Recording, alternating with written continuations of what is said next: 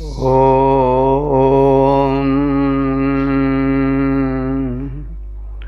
वेद प्रेमियों, सुधीर श्रोताओं, संप्रति हम सब ऋग्वेद के प्रथम मंडल के 92वें सूक्त के 10वें मंत्र की व्याख्या में प्रवेश करने जा रहे हैं।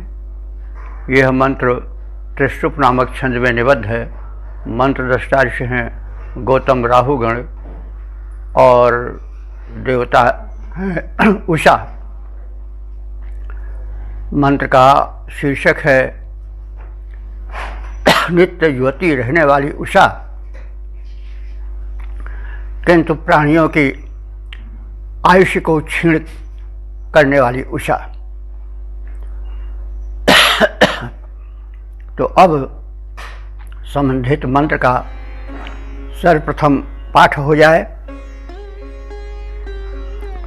पुनः पुनर्जायमाना पुराणी समानम वर्णमभि शुंभमाना स्वघ्नीव कृत्नुर्विज आमिनाना मर्तस्य देवी जरयन्त्यायुः। शब्दार्थ से परिचित हो ले। उषा पुनः पुनः जायमाना, यह उषा देवी पुनः पुनः माने बार बार फिर यानी प्रतिदिन जायमाना उत्पन्न होती है। तो उषा का आगमन तो नित्य ही होता है, लेकिन वह पुरानी बहुत प्राचीन है, पुरानी है, करोड़ों वर्षों से वह नित्य आती है, इसलिए बहुत पुरानी है। लेकिन समानम वर्णम, लेकिन उसका जो वर्ण है, रूप रंग है, यौवन है, वह समान रहता है, ज्यों का त्यों रहता है। वह जैसे आज से करोड़ों वर्ष पूर्व दिखाई देती थी, वैसे ही आज भी दिखाई दे रही है। तो इसलिए उसका जो वर्ण है, रूप रंग है, वो एक ही प्रकार से चला रहा है, उसमें कोई परिवर्तन या पुरानापन या जीर्णता का आभास भी नहीं होता।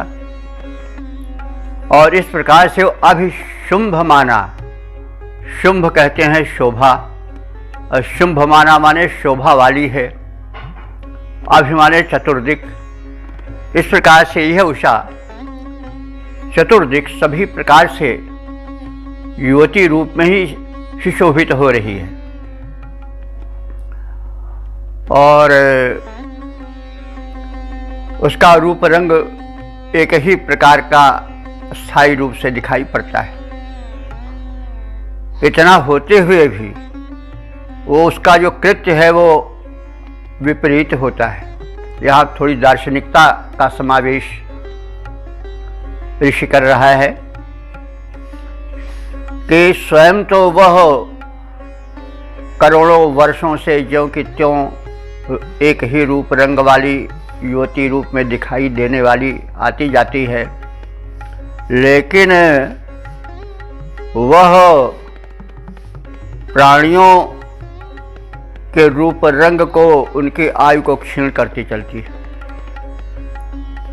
उसके लिए दृष्टांत दिया जा रहा है कि विजह कहते हैं पक्षी को, क्योंकि वियति आकाश में गमन करने के कारण उसको विज कहा गया है।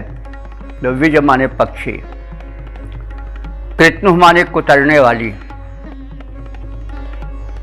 शोघनी कहते हैं चांडाली को, अथवा जो श्रीमार होते हैं, व्याध होते हैं, उनकी पत्नी को शोघनी कहा जाता है। तो व्याध की स्त्री स्वघ्नि इव, व्याध यानी बहेलिए की पत्नी की भांति यह है। तो जैसे व्याध की पत्नी विजह माने पक्षियों के पंखों को कृत्नु माने कुतरती है, बहेलिए की पत्नी पक्षियों को मारती है, पहले उसके पंखों को कुतरती है, तो वैसे ही यह उषा प्राणियों की आयु रूपी पंखों को कुतरती चलती है और इस प्रकार से उन्हें अंत में मार डालती है। तो और वह मर्त्य से आयु जरयंती, मर्त्य से माने मरणशील प्राणियों के आयु को जरयंती माने क्षीण करती चली जाती है। तात्पर्य यह है कि उषा स्वयं तो सनातन है, चिरकाल से अनंत काल से चली आ रही है और वह नित्य जन्म लेती है और समान रूप से ही दिखाई देती है, वो नित्य युवती रहती है, ना उसमें बचपन की दुर्बलता न वृद्धावस्था की क्षीणता आती है। उसके रूप रंग में कोई अंतर नहीं आता है, वह एक रूप रहती है, लेकिन उसका कृत्य इसके विपरीत है। वह प्राणियों को क्षीण करती चलती है और क्षीण करते करते अंत में उनको मृत्यु के घाट उतार देती है। यानी नित्य के नित्य व्यक्ति क्षीण होता जाता है और अंत में उसका प्राणांत हो जाता है। तो इसके लिए दृष्टांत ऋषि दे रहा है कि जैसे व्याधि बहेलिए की पत्नी पक्षियों के पंख को कुतरती जाती है, काटती जाती है और उन्हें अंत में समाप्त कर देती है, वैसे ही उषा भी अपने प्रत्येक आगमन के साथ साथ प्राणियों की आयु को क्षीण करती जाती है। तो इस प्रकार से इस मंत्र में उषा को नित्य यौवना बताया है और वह अपने आगमन के साथ प्राणियों की अवस्था को भी क्षीण करती जाती है। दिनों दिन व्यक्ति जो है वह क्षीणता की ओर होता जाता है, उसकी आयु घटती जाती है और अंत में वह शरीर को छोड़ने को भी वश हो जाता है। लेकिन उषा ज्यों की त्यों बनी है। इसके छंदोबद्ध रूप को देख लें। उषा है सनातन न नष्ट होने वाली कभी, उषा है सनातन न नष्ट होने वाली कभी, जग मंच पर बार बार आती जाती है, एक रूप रहती है अंतर न आता कभी, एक रूप रहती है अंतर न आता कभी, अपना समान रूप सबको दिखाती है, किंतु क्षीण होते जाते आयु दिन प्राणियों के, आती जाती साथ परिवर्तन को लाती है, और व्याधि जैसे पक्षियों के पर को कुतरती है, उषा वैसे प्राणियों की आयु को घटाती है, उषा वैसे प्राणियों के आयु को घटाती है। ओम ओम। वेद प्रेमियों, सुधी श्रोताओं, संप्रति हम ऋग्वेद के प्रथम मंडल के 92वें सूक्त के 11वें मंत्र की व्याख्या में प्रवेश करने जा रहे हैं। यह मंत्र त्रिष्टुप नामक छंद में निबद्ध है। मंत्र दृष्टा ऋषि हैं गौतम, राहुगण देवता हैं उषा, और इस मंत्र का शीर्षक है उषा अपनी बहन रात को कहीं छिपाकर अपने प्रेमी सूर्य के साथ रमण करती है। तो अब संबंधित भाव को भरे हुए मंत्र का प्रथम पाठ हो जाए। ओम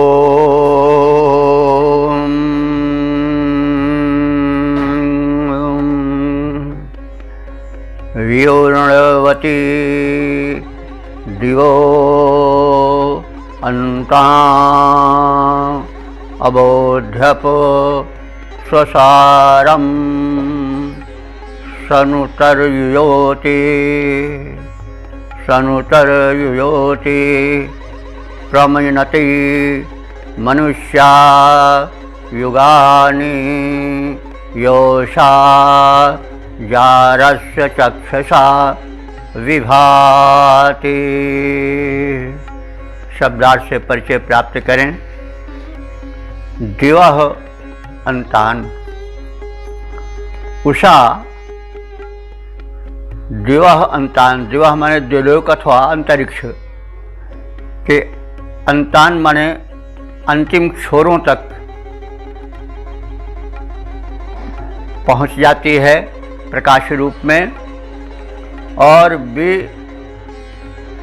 अरणवती और अंधकार को हटाती हुई, भी अरणवती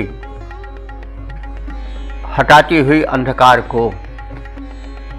अबोध माने जाग उठी है, यानी उषा जो सो रही थी निशा में, वह इस प्रभात वेला में झुलफुले काल में जग उठी है और उसने अंधकार की चादर को हटा दिया है। और फिर उसने क्या किया? स्वसारम, स्वसा कहते हैं बहन को, स्वसारम बहन को। तो उषा की बहन कौन है? निशा। तो वह उषा अपनी निशा रूपी बहन को सनुतः अपयुयोति, सनुतः किसी गुप्त स्थान में, अपयुयोति माने छिपा देती है, उसे छिप जाने के लिए प्रेरित कर देती है।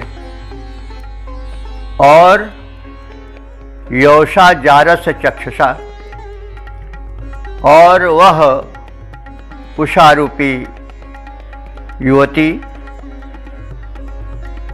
जारस माने प्रेमी, अपने प्रेमी, उसका प्रेमी कौन है? सूर्य।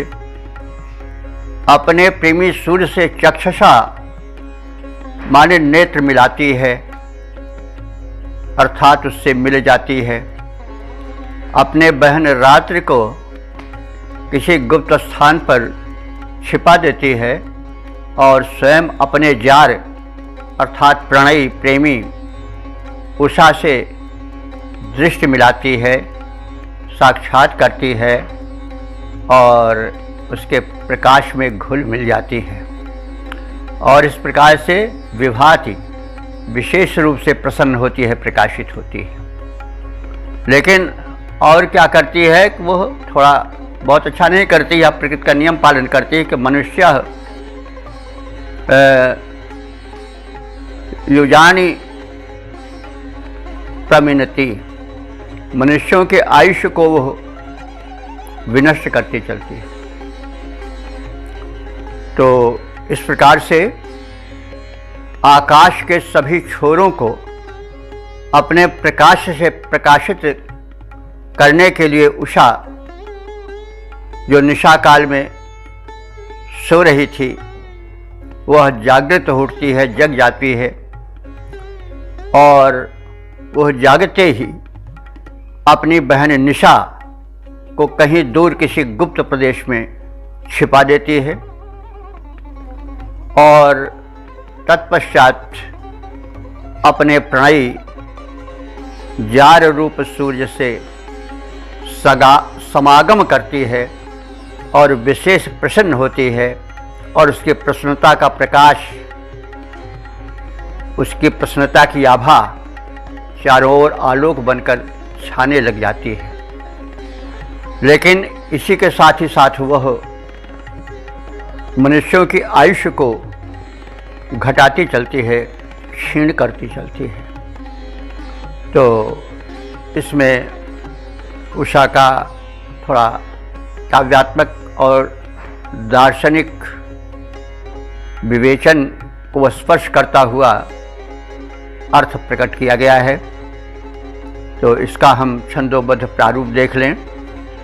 आसमान को प्रकाशमान करने के हेतु उषा गतिमान है, महान छवि छाई है, जागते ही अपनी बहन रजनी को कहीं, जागते ही अपनी बहन रजनी को कहीं, दूर देश में छिपा के आके मुस्काई है, दूर देश में छिपा के आके मुस्काई है।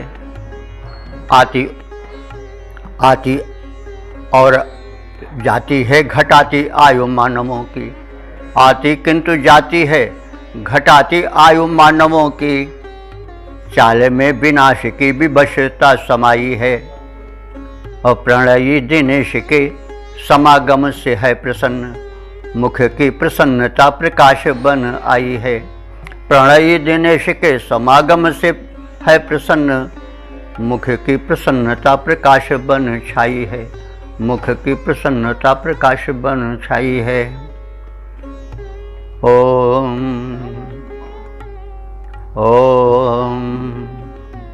वेद प्रेमियों, सुधी श्रोताओं, संप्रति हम सब ऋग्वेद के प्रथम मंडल के 92वें सूक्त के 12वें मंत्र की व्याख्या में प्रवेश करने जा रहे हैं। यह मंत्र त्रिष्टुप नामक छंद में निबद्ध है। मंत्र द्रष्टा ऋषि हैं गौतम राहुगण और देवता है उषा। इस मंत्र का शीर्षक है उषा के फैलने का काव्यात्मक चित्रण। अब संबंधित मंत्र का प्रथम पाठ हो जाए। ओम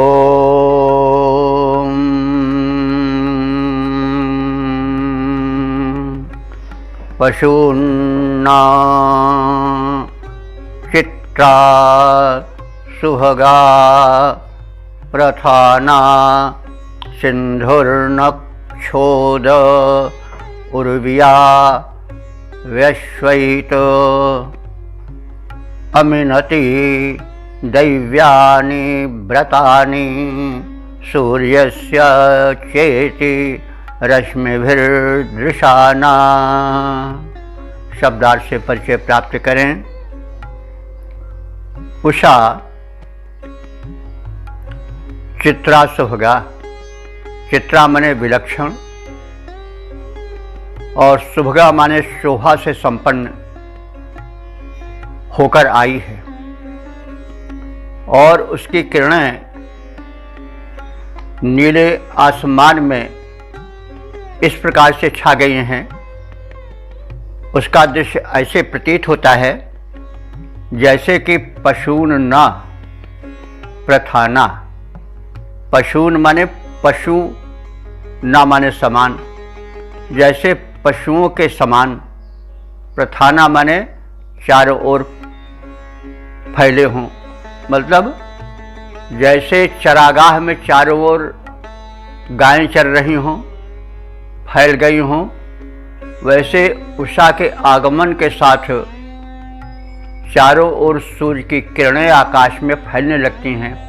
प्रकाश चारों ओर विस्तृत होने लगता है, विकीर्ण होने लगता है। उपमा बड़ी सटीक है। चरागाह नीला होता है, आसमान भी नीला है, किरणें आभा चारों ओर फैल रही है।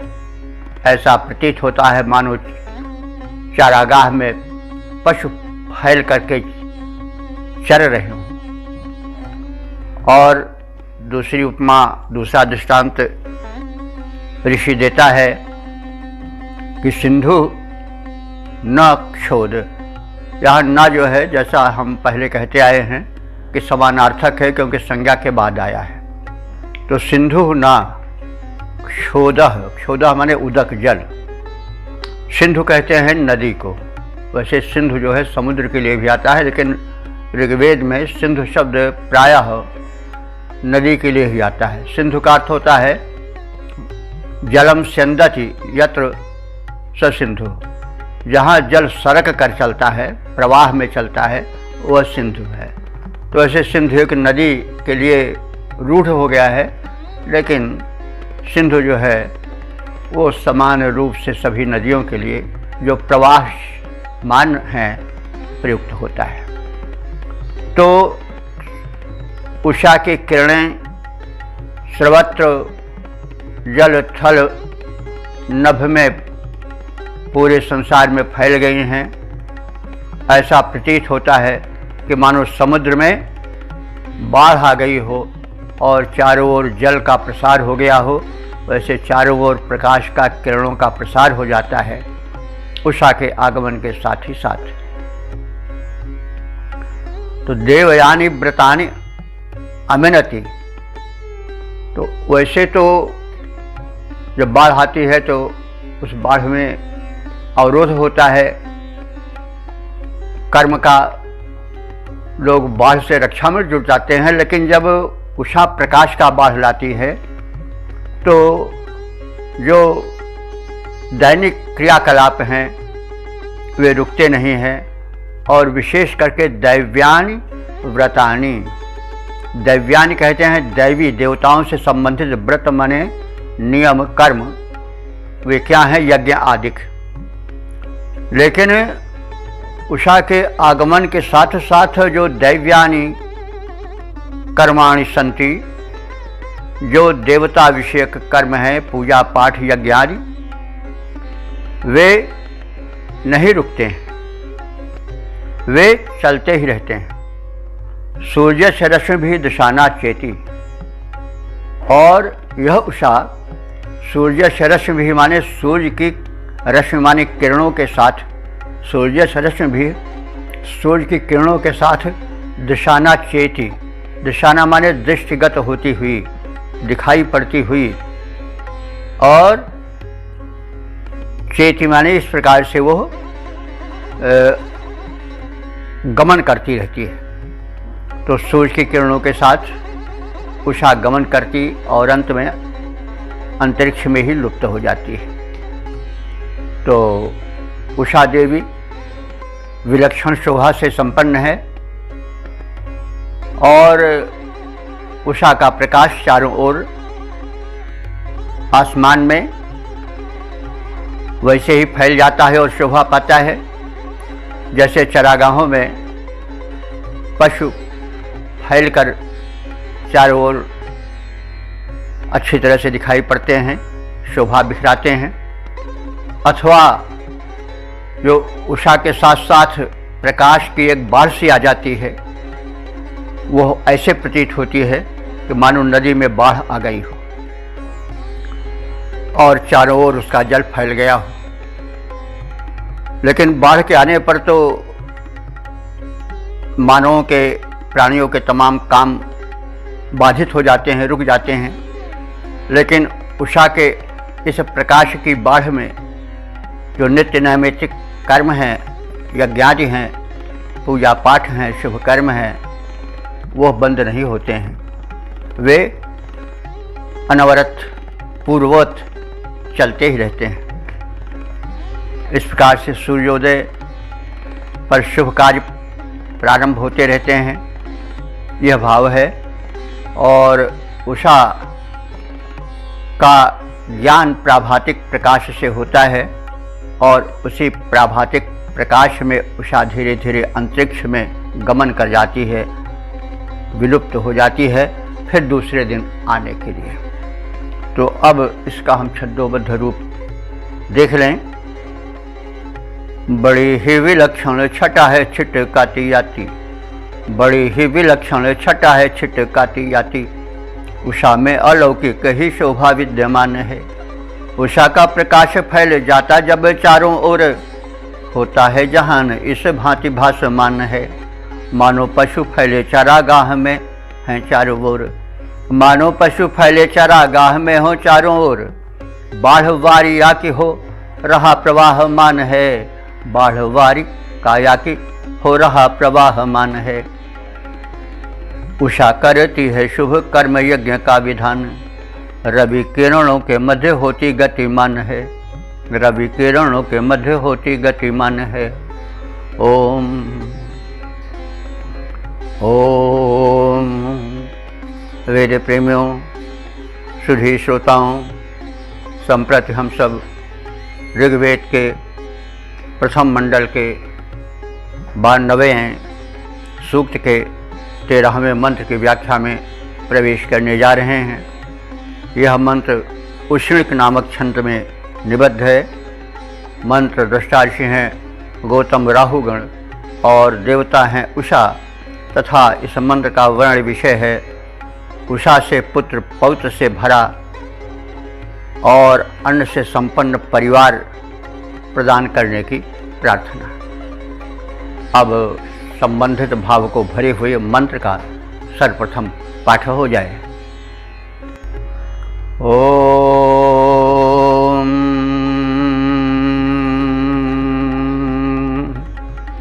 उषस्तच्चित्रमा भरास्मभ्यं वाजिनीवती येन तोकं च तनयं च धामहे। शब्दार्थ से परिचय प्राप्त करें।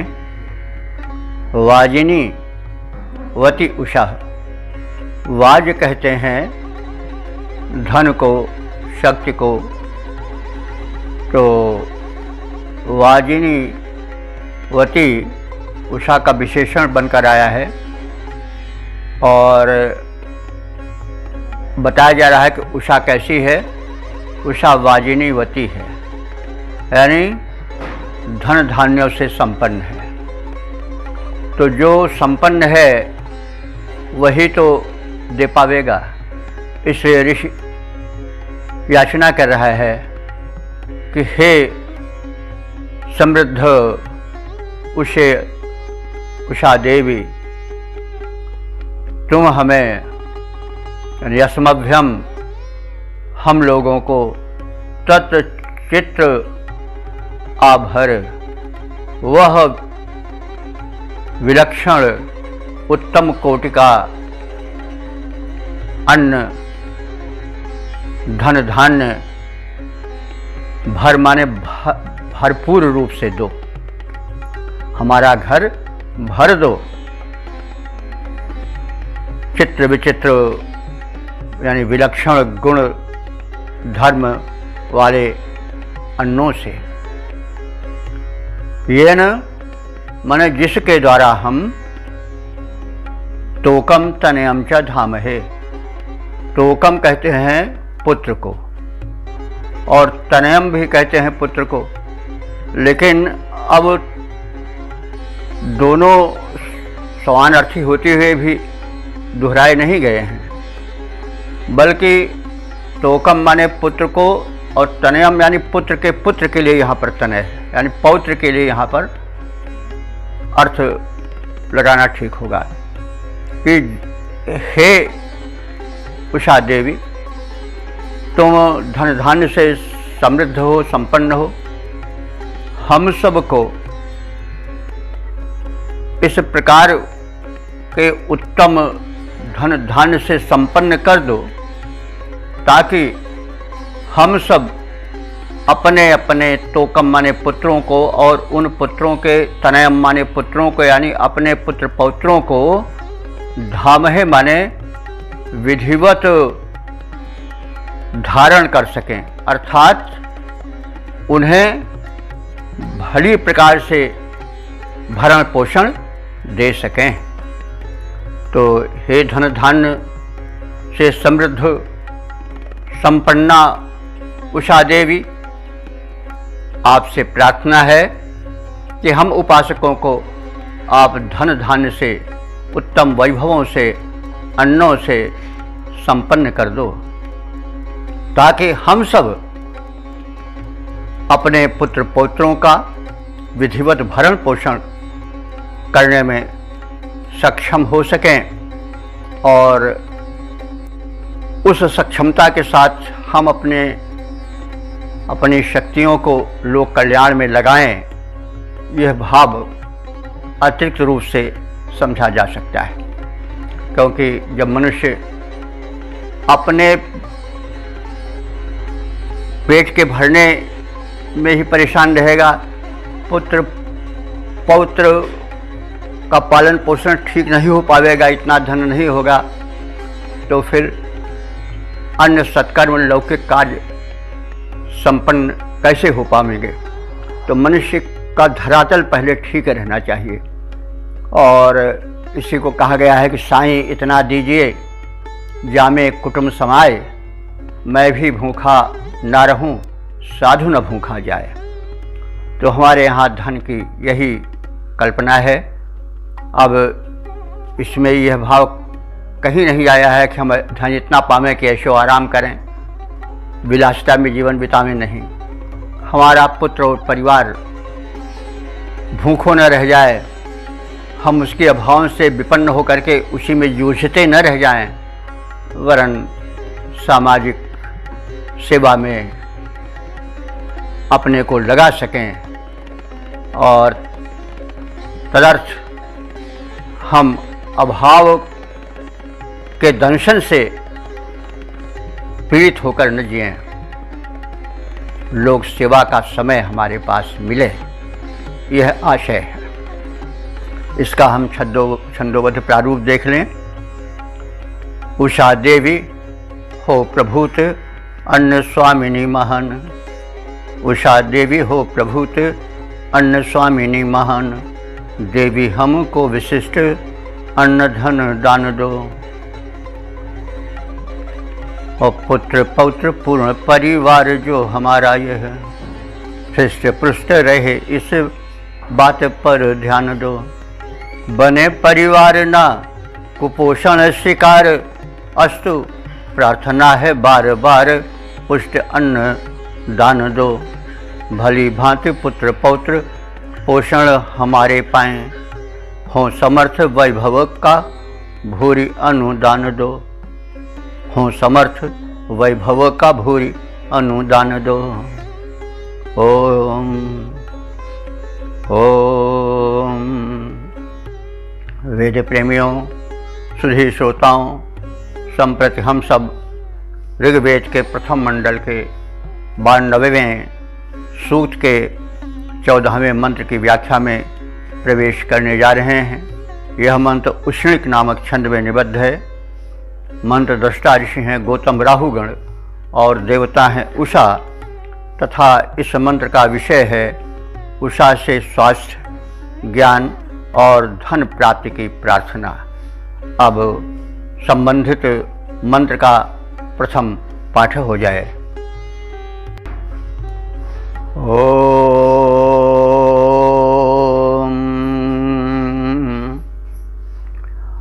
उषस्तच्चित्रमा भरास्मभ्यं वाजिनीवती, येन तोकं शतनयं प्रधामहे। ओम ओम उषो अद्देह गोमत्यश्वावति विभावरी, रेवदस्मयी विच्छ सुनृतावती। ओम उषो अद्देह गोमत्यश्वावति विभावरी, रेवदस्मे विच्छ सुनृतावती। अब इस 14वें मंत्र का जो है वह शब्दार्थ का परिचय प्राप्त करें। ओम हे उषे, तुम गोमति, गोमति माने गोधन वाली हो, और अश्वावती, अश्वों वाली हो। यानी तुम्हें इन विशिष्ट धनों यानी गोधन और वाज्य धन को देने की पूर्ण सामर्थ्य है। इसलिए हे विभावरी, हे प्रकाश प्रसारित करने वाली तेजस्विनी उषा देवी, हम तुमसे याचना करते हैं क्योंकि तुम सुनृतावती, वैभव, धन धान्य, अश्वधन, गोधन से संपन्न होने के साथ ही साथ सुनृतावती, सत्य और सुंदर वचन बोलने वाली हो। दानी अगर कट वचन बोले तो फिर याचक घबरा जाएगा, उसके पास नहीं जाएगा।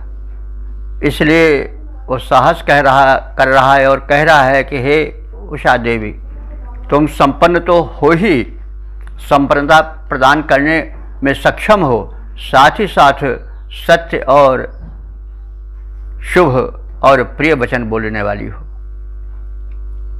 तो उषा, इसलिए हे उषा देवी, अद्य माने आज, इह माने इस समय, अस्मे माने हम उपासकों को, जो तुम है वह रेवत भी अच्छ, रेवत कहते हैं धन को, तो तुम हमें धन दो और उच्छ माने उच्छिन्न कर दो, नष्ट कर दो।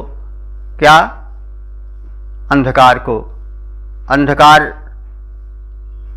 ये जो भौतिक अंधकार है इसको तो नष्ट ही करती हो, साथ साथ हमारे जो हृदय में और मस्तिष्क में अज्ञान का अंधकार छाया है उसको भी उच्छ कर दो, यानी उच्छिन्न कर दो, उसको भी उन्मूलित कर दो, समाप्त कर दो, नष्ट कर दो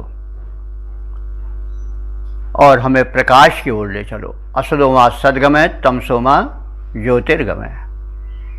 तो हे उषा देवी,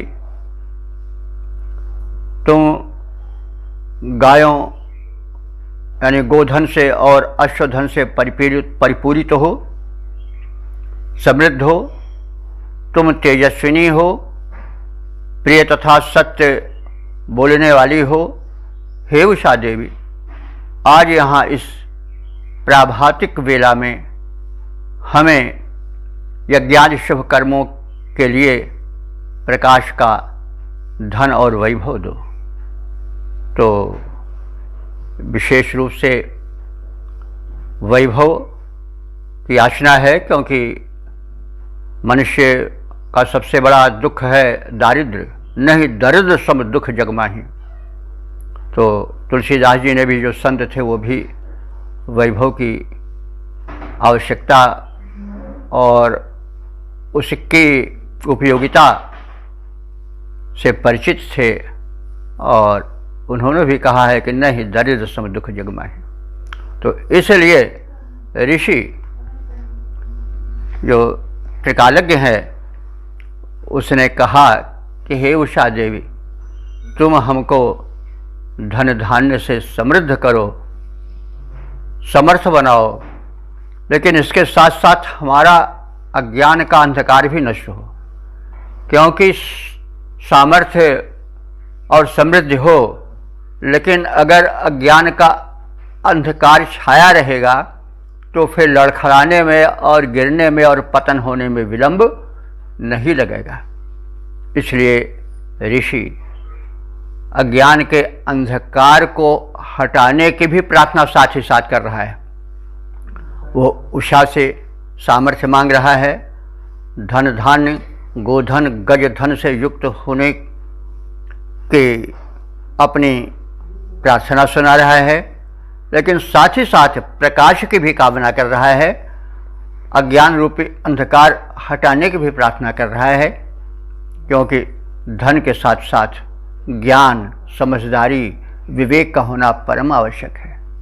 तो अब इस जो है वह कल्याण के प्रसारण करने वाले मंत्र के संक्षिप्त शब्दार्थ और भावार्थ के पश्चात उसके छंदोबद्ध रूप से परिचय प्राप्त कर लिया जाए, उसे हमें ज्ञान इस बात का हुआ है सत्य। पोषकत्व परिपूर्ण किरणें तुम्हारी हैं और शक्ति का रहस्य छिपा तेरे अंचल में देवी। तेज परिपूर्ण आभा तेरी हितकारी है, प्रिय सत्यभाषिणी है, मंद मृदु हासिनी है। यज्ञ अनुकूल यह बेला सुखकारी है, यज्ञ शुभ कर्म हेतु वैभव प्रकाश भरो। तुमसे है उषा देवी विनती हमारी है, तुमसे है उषा देवी विनती हमारी है। ओम शम।